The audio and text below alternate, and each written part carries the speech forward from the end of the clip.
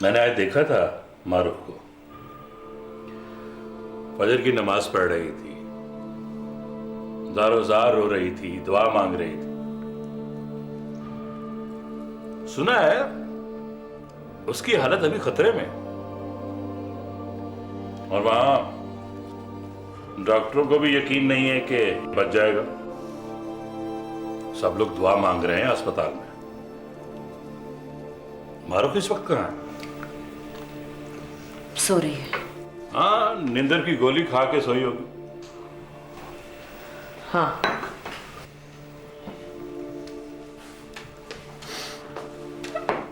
उसे जोहर के वक्त उठा देना।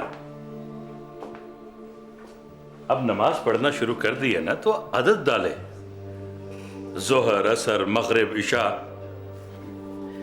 इशा तक तो रिपोर्ट आ जाएगी ना।